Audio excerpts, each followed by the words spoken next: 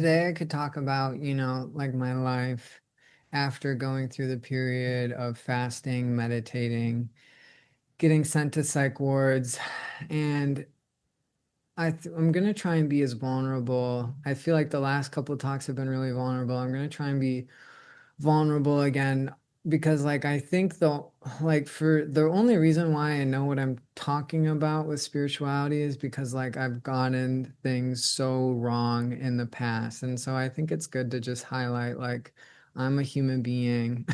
And the only way I've now kind of I feel like in some ways figured out what's the right direction and in spiritual practice, or the right direction and how to live life, is because I've gone the wrong direction for a fair amount of time. And just wanting, if I ever do become more popular as a spiritual teacher, not really wanting people to put me on a pedestal, and I'm a human being and I've made mistakes just like anyone else. And so um I guess just wanting to highlight my humanness a little bit more, which has kind of been the inspiration for all the talks I've done on my life. And so for this video, I was actually talking to a friend this morning. I was talking about, my experience of fasting and meditating and going to psych wards. And he asked me, how did you actually end up finding your way out of that? And when I started the experience, what you realize about life is the intentions I set every day is where my life ends up going. Um, and when we're not really setting intentions for a day, it can lead us to kind of just following the same rhythms or same growth cycles as our family or our upbringing. And so our attention actually is one of the ways we help reclaim our power back from our patterns and start to intend of what we would like our life to actually be and experience. And whatever we should be intending, a good thing to set is, may it always only happen if it serves my highest good. Because I think even the people that are criminals, even the people that make rather poor choices on a day-to-day, oftentimes they have a belief of, they think they're serving someone's good by mistreating them, or they're somehow helping others by harming them, and not really being aware of the harm they're causing. And so deep down I really believe everyone desires to be good, and people oftentimes, when we were really raised in families that were more focused, more kind of unconsciously harming us than serving our well-being, we can then think that that's the way to connect with others, or that's the way to feel like we lived a good life, as unconsciously replaying out the same patterns of harm that we survived growing up. And when we haven't faced that pain, we replay that out as an adult in different ways.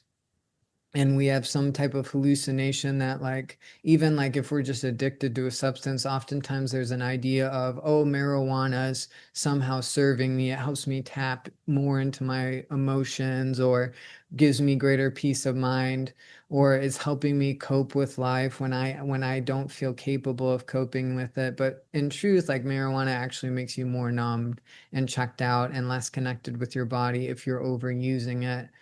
And uh and isn't really something that is, when we think it's serving our good, is oftentimes when we're misusing the substance. And for some people, using marijuana maybe a very, every now and then, maybe once a month, maybe, if we're coming from a fair level of unconsciousness, or coming from a fair level of unprocessed pain, might actually help open us up a little. I'm not going to say that there's any substance is necessarily evil or bad for you all the time, but I think it's something to look at if we feel like we need a substance every day, or even psychedelics. If I feel like I need to do a psychedelic trip once a week, or multiple times a month, I might be actually knocking myself out of balance with altered states, rather than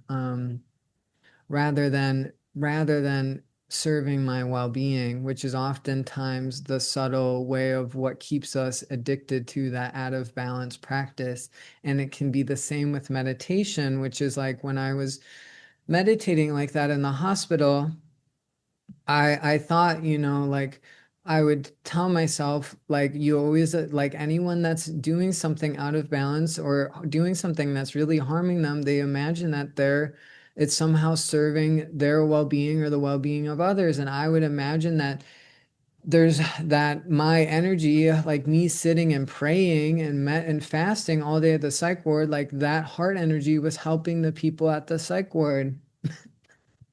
And I also had the hallucination of like thinking there was some lesson to learn at the psych ward. And the lesson was finding, like, not using spiritual practice as a way of avoiding life or taking responsibility for your life, but recognizing that if my spiritual practice is getting me sent to the psych ward and I hate the psych ward, maybe I should be changing my spiritual practice up a little or do it a little less intensely so that way I don't have to be going back. And that's really what that time taught me, was like responsibility for my life and actions. And it brought me out of fantasy, like fantasy of, oh, if I meditate, pray fast enough, God will just take care of me. And then getting released out of the psych ward and essentially be like realizing that like being crushed by life, being crushed, and like realizing my life was in shambles in a lot of ways. And like coming out of the psych ward, I was I was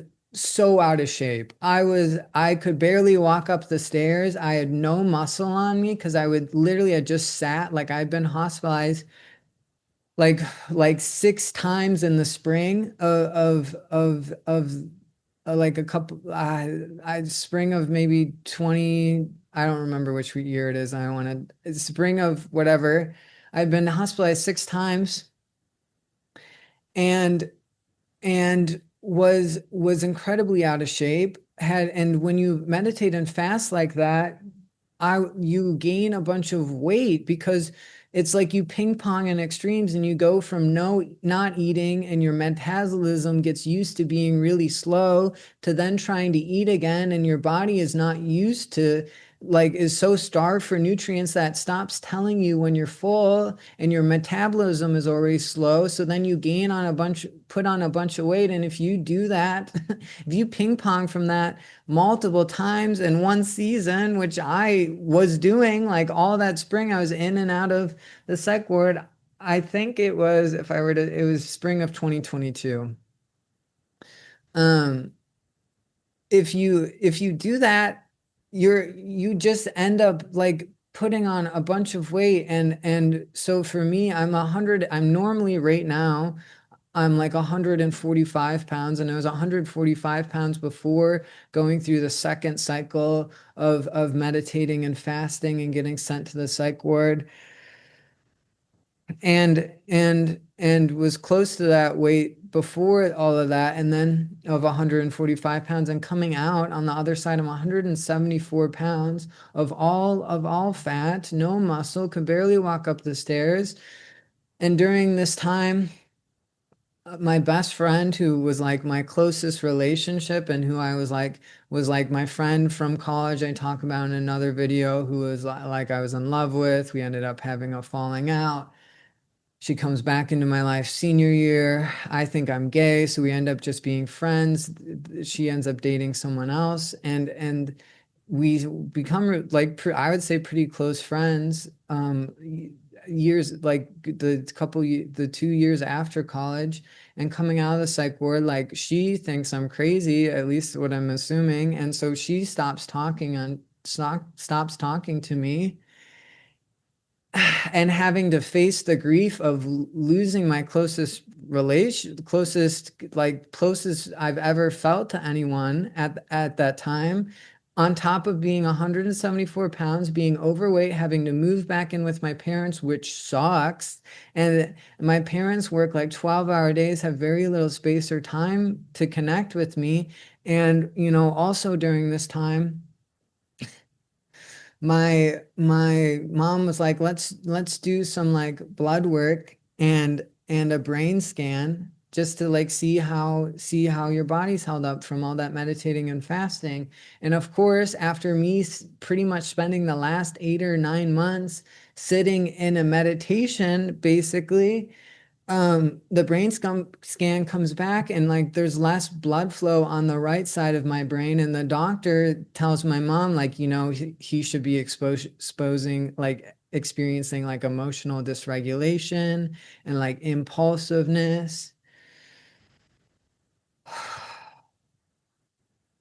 and like all these symptoms that I wasn't experiencing. But my mom interpreted the brain scan as like, oh, this is why he was fasting and meditating and praying, and not recognizing that my brain having less blood flow was a reflection of all the stagnancy, fasting, meditating, and praying I had done, and not taking care of my body. And so my mom then like won't let me drive her car, is like saying I have to take supplements in order to drive a car. And of course, it's like a bunch of supplements, and I don't feel any different taking them. And so feeling really trapped at my parents' house in a lot of ways.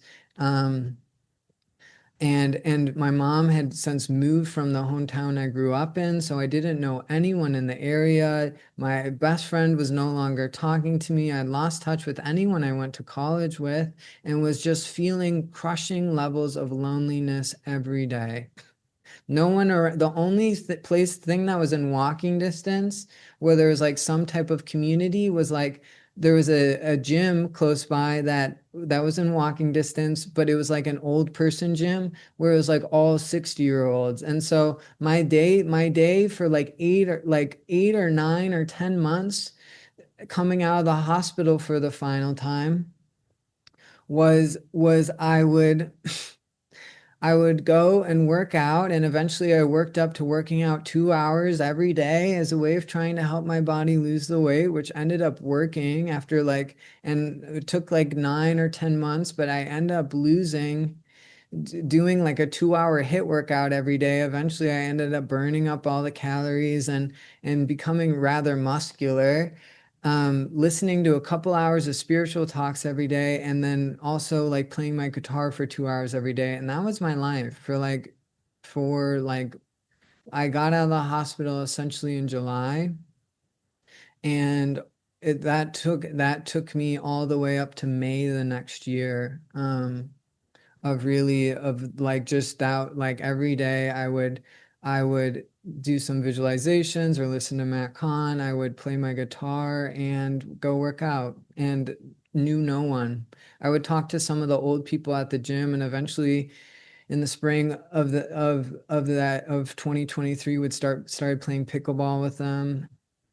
But really was feeling like crushing levels of aloneness like pretty much every day. And like the only person I really like would talk to about anything I was experiencing was this therapist that my parents were paying for, that I would talk to once every 2 weeks. And I'd mostly just talk to her about how much I miss my best friend, and and and talk about like how lonely I felt or how annoyed I was with my parents.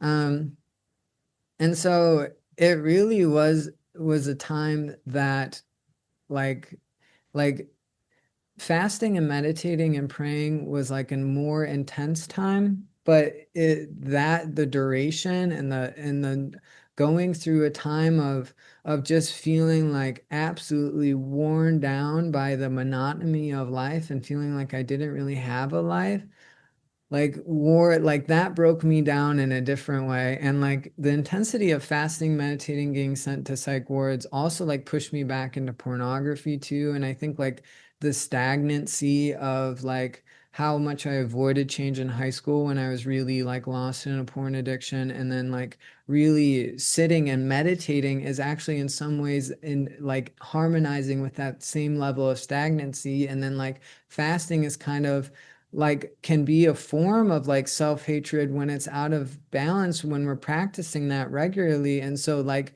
the level of stagnancy and harm I thought that was helping me was actually the same level of stagnancy and harm I felt in high school from like all the mistreatment I was experiencing in high school, and also just the mistreatment I was taking out on myself, like the anger people would project onto me and the mistreatment people would project onto me. I would then take out in myself with my thoughts or how I talk to myself, or by over masturbating a bunch every day in high school. And that pattern came back up because of my stagnancy and the harm I caused myself from not eating and being forced to take medication at psych wards. And so ending up falling back into pornography during this time too, and having to work through that addiction again. And it was mostly just looking at images, but it still was like me knowing that's not good for me, but me feeling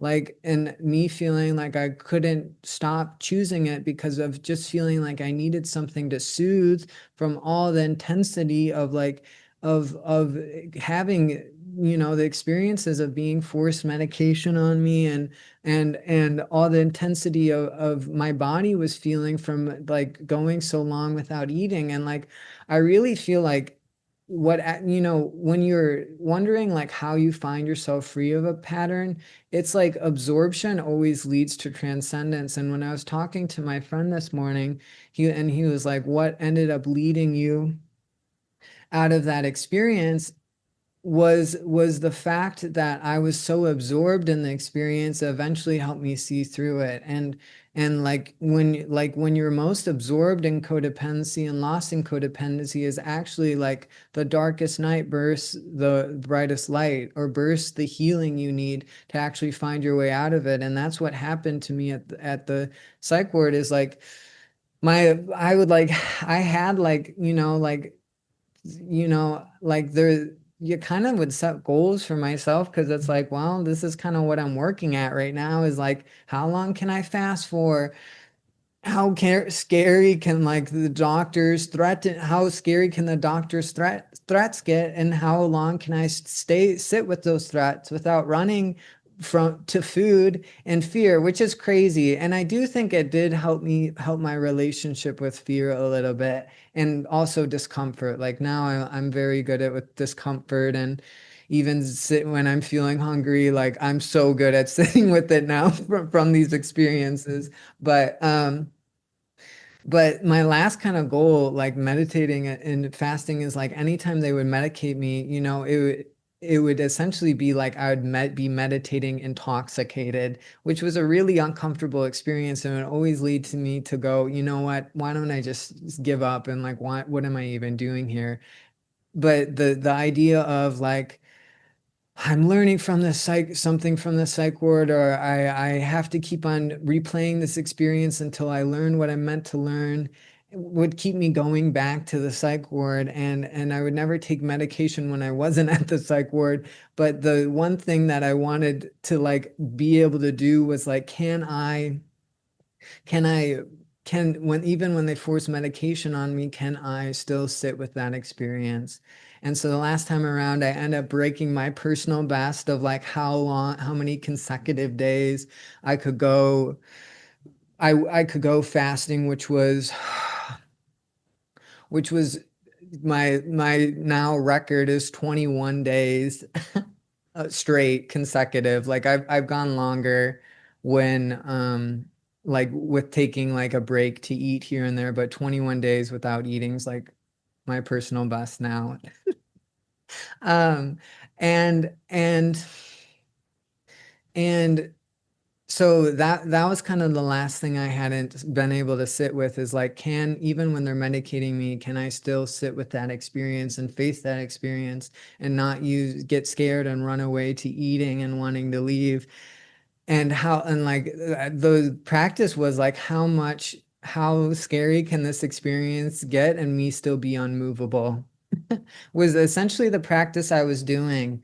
And it's kind of like sitting and meditating at a meditation retreat. I'm not recommending this, but sitting and meditating at a meditation retreat, is actually like a really peaceful and easy experience. And it kind of gets way more hard when there's people coming to threaten you every day.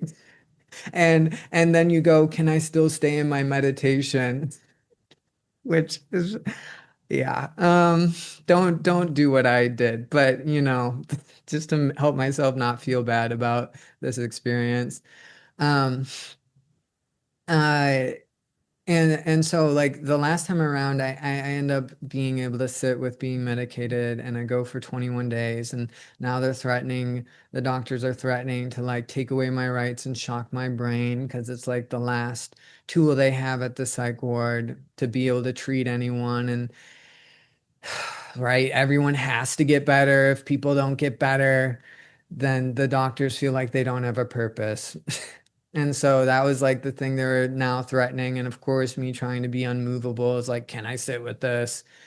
And crazy. And, it ends up getting the day before the trial of they're going to take away my rights and shock my brain. And like the patients, if they don't get better, they always lose the trial. And my mom ends up writing the doctors a note that telling them like, hey, I'd like to explore alternative healing treatments with my son, and please don't do this. And so they end up not taking me to trial. And at this point, I'm eating again and finishing my 21 day. I'd finished capped the 21-day fast and meditation. So they just released me 2 days later. And so like that really was why I never went back, was like if I had went back after that, they would have shocked my brain. And like there was nothing left for me to accomplish. Like if you meditate, if you fast for 21 days, like you at around the 20-day mark, you just start shitting out like bile, and it becomes really uncomfortable. And there's really no point in fasting any time longer than that, unless you're doing, I have heard of people do like a 40-day water fast for like to help heal medical symptoms, which maybe works but for some people. But if you're doing it for a spiritual practice, there's no reason to really go. Like once you get past 7 days, it's kind of like your body, you get so used to sitting in discomfort. It's like there isn't like a whole lot of growth after the 7 day mark. And like they would always draw my blood in the hospital, and like especially during more intense, like the first time around when I was like 116 pounds and they're drawing my blood every day and I'm not eating, like that was part of like, ooh, like can I sit with this, like literally being like, I'm not making any more blood because I'm not eating, and just resting in the like incredible discomfort I was feeling of like my muscles and bones burning the first time around, like the very first time I got sent to the psych ward. And also they're drawing my blood every day and like just resting in it. And so like, or if they're drawing your blood, and it might be different if they don't draw your blood, but around the 12-day mark, like your potassium drops and your heart needs potassium to function. And so like going anywhere around 12 days, you probably should be taking some type of potassium supplement. And then like, I mean, I really don't see any, from my experience at least, I don't really see a whole lot of benefit of going like past 7. But if you get to the 20-day mark, you're going to just start, most people probably would just start shitting out bile, and it become like really uncomfortable to continue to your fast after that point. um and so that was like, I kind of just like had been so absorbed in the experience that it actually helped me find my way out of it. And through that, like the thing I have like learned is like finding balance in my spiritual practice. And like you got to think about your spiritual practice as like a meal you're digesting, and like not over, like really, if you overdo your spiritual practice, it's just like eating too much food, and your body isn't even able to absorb it, and it just passes right through you, and it's essentially a waste of your time. And so like for everyone that's going to be different. I've talked of in another video like, oh, like there's really no need to meditate past like an hour, like, and I think like, you know that is like typically a fairly good general rule, I guess. But I think about, when I think about how practice now, um, like really, really thinking about like a good general idea is like I want to say like a 2 hour, like 2 hours of spiritual practice a day, and breaking that up to maybe like 30 minutes a couple times a day, or 20 minutes a couple times a day, or maybe we do like 40 minutes or close to an hour in the morning. Like you got to listen to your body, and everyone will be able to receive a little bit less light or a little bit more light. And so it's really about just becoming attuned to how much light can my body receive. And for me, if I did a lot of practice the night before, like let's say I did an hour of visualizations, and sometimes I even do up to 2 hours of visualizations, which I've started to cut back on because I realize that's like a lot for my body to digest at one time. And I think like the most for me right now, it's about like an hour and a half of visualizations is like, that's like really for me should be a pretty close to the max of how much I'm doing at one time. And I like, if we're meditating, I like to make it a more like, meditation's cool, but I think like adding more intention to our practice, whether that's visualization, breath work, imagining yourself dissolving into a void of pure blackness. Um, when we add intention to our practice, it makes our meditations a lot deeper. And so for me, that really looks like visualizations a lot of the times. But and recognizing if I'm just sitting and staring at a wall, like really that's all that's going to do is lengthen my attention span and help me maybe be a little bit more patient. But eventually you're going to get good at that, and the way to take that practice deeper is, okay, I'm now using a visualization, I'm now imagining my body dissolving in pure blackness, I'm now connecting to the heart of God that I can feel in the center of my heart, and allowing that energy to reverberate through my whole being.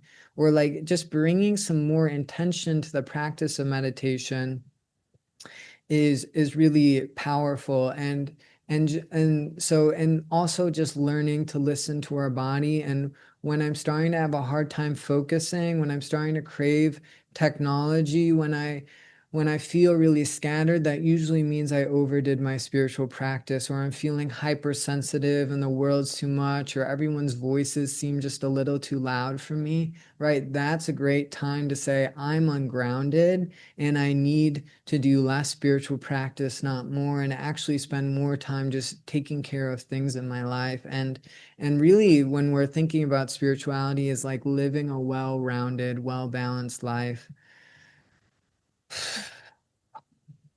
where we're not neglecting an area of our life for our spiritual practice, but really trying to find as much balance as possible. And for me, still sometimes like I push off doing the dishes a night and do a bunch of spiritual practice, and then do the dishes in the morning. And so we all have to feel into what feels right to us, but recognizing it at the very least, if I do a lot of practice at night, I probably don't need to start off my day with another spiritual practice. And usually like feeling into what how much spiritual practice my body can handle. And when I start to feel scattered, ungrounded, having a hard time focusing on my day, or really craving technology addiction, is when I've overdone it. And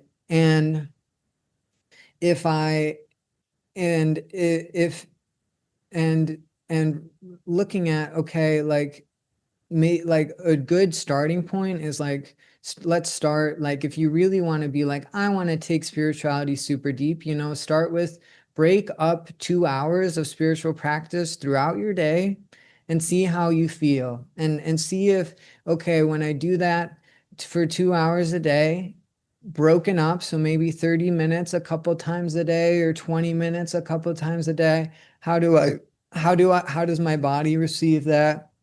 And do I feel like I'm still able to focus on my life? And how do I feel about doing the rest of my tasks during the day? Or does it seem like it makes it a little hard for me to focus on the tasks the rest of the day? And if that's true, maybe doing a little less. And if we feel like, oh, I actually feel great and I probably could do a little more, okay, but listening to your body. But I'd say 2 hours is usually like a good starting point. And for everyone, it's going to be a little different, but that's like a good suggestion, I would say. Um, and so going back to my life a little and during this time, and so I'm like struggling falling back into pornography. It ends up taking like almost a year for me to find my way out of looking at sexual images, like stopping looking at sexual images again. And I also feel like maybe one of the reasons, this could be like a total not accurate, but one of the reasons why like my mom like wasn't letting me drive her car and like kind of kept me like stuck and trapped at her house in some ways. I think on a deeper spiritual last reason was like with me using pornography, like it feeds all the patterns of you that are codependency, that fantasize about having sex. And if I had been given more free reign at the time, I would have thrown myself into a relationship. Um, and so my mom not letting me drive her car and really me kind of feeling stuck and trapped at her house actually gave me enough space and time to face pornography, stop using it, and then like kind of perfectly, my sister graduates college in May of spring 2023, and she has a car, and this was right when my mom was starting to soften about letting me drive her car again, and so I ended up driving my sister's car, and like part of the reason why my mom was so concerned is like I got in a car accident in high school, which was a long time ago, but and didn't have like a couple fender benders too during that time, and so didn't have the greatest driving record. And me pushing myself and my body so hard and really probably getting a little close to death, kind of amplified some of the control patterns my mom hadn't faced at that time. And but eventually, she softened and I ended up driving my sister's car and getting a job. And it did give me enough time to face my pornography, to stop using it, and also to become more settled in myself so that I wouldn't throw myself in a relationship. And I just want to say this because I think it's important. And I do talk about sex and I talk about relationships a lot on this this in on this on my YouTube channel. And if you've watched a lot of my videos, you recognize I haven't really talked about any romantic relationships I've been in.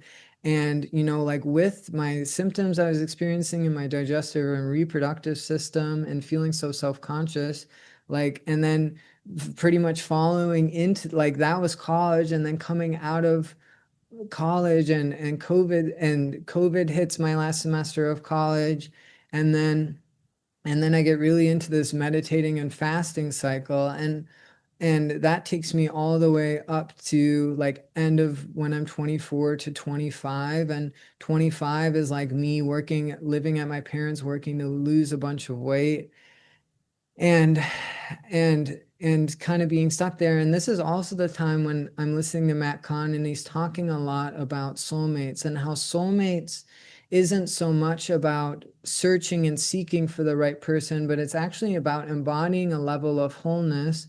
Like your soulmate is always living within your heart, and and it's the wholeness that you actually find that heals any codependency and allows you to have your deepest healthy relationship. And so me hearing teachings like that, and my reproductive system works fine, it just has like, I've talked about this in other videos, like, oh, it's a little discolored from these symptoms. And so it's not like I couldn't have sex, but me feeling self-conscious about that up until 25, and then me hearing these teachings about finding your soulmate, like kind of got me to settle in. Oh, maybe it isn't so much of like me searching or chasing after attractive people to try and find my right person, but maybe it's more about who I am as a person and embodying my greatest level of wholeness, which will at least get me in tune with the soulmate always living within my body. And the more we can settle into that, is more we're actually be able to settle into the right relationship when that comes. And that doesn't mean maybe we found a person that we really vibe with at 18, and that doesn't mean that you guys aren't soulmates, and that doesn't mean that you can't find a soulmate before finding wholeness.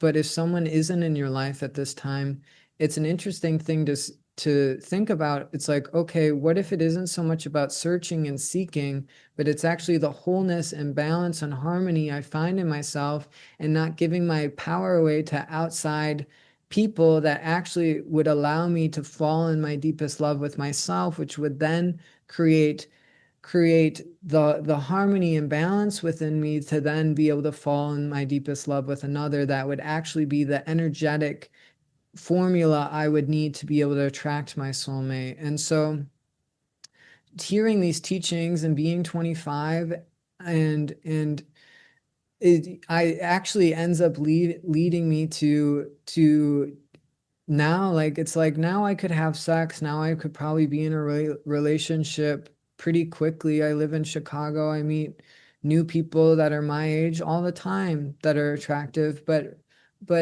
I've really started to settle into like the soulmate I'm looking for is in my heart. And I really believe that when you meet the right person, you know, and if you don't know, they're probably not the right person. And even when I was 26, like I was at a Matt Kahn retreat, and the first night I'm there, it's actually my birthday, and the whole group sang me happy birthday, which is always like, I mean, that was like one of the best birthdays. That was so cool. One of the best birthdays experiences I have. And I go to bed that night, and as I'm sleeping, like at 2:30 in the morning, I'm just shown this image of this girl, and she had like long black hair and was wearing an all black Lululemon outfit. And then I was woken up right after that, and I almost feel like my guides were like, this is your next partner. That isn't someone I currently know at the moment. That also really helped me settle into, what if I don't need to date? And what if dating is actually people still relating to the fantasy of someone outside of me is going to love me, someone outside of me is going to give me the attention I can't give myself, someone outside of me is going to care for me, or meet my sexual needs that I don't feel capable of meeting in myself, which I would even say that's untrue. Like, you can meet your own sexual needs. And I think oftentimes the stimulation of a new person to date or a new person to have sex with is really why people feel like they can't meet their own sexual needs, because they're addicted to the stimulation of new, rather than learning to settle in the peace of, I am all that I need. And that's really the perspective that heals your codependency of, I need someone outside of me. Because if you needed someone outside of you, you would have been born with that person. And if you're not born with that person, and like, really everyone pretty much is just born with them, born with themselves. Even if you're twins, like, there is space in between your birth. You don't need your twin. It's just a person that you're going to have a deeper connection with. And so, yeah. And so I haven't had sex with someone all the way, and I haven't dated anyone. I'm 27 years old. And so, I just want to say, like, while I feel like the way I live my life brings me incredible levels of peace and harmony, and I think I have, like, a lot of people that I talk about my perspectives with dating seem like it brings them a lot of peace and ease to their life as well.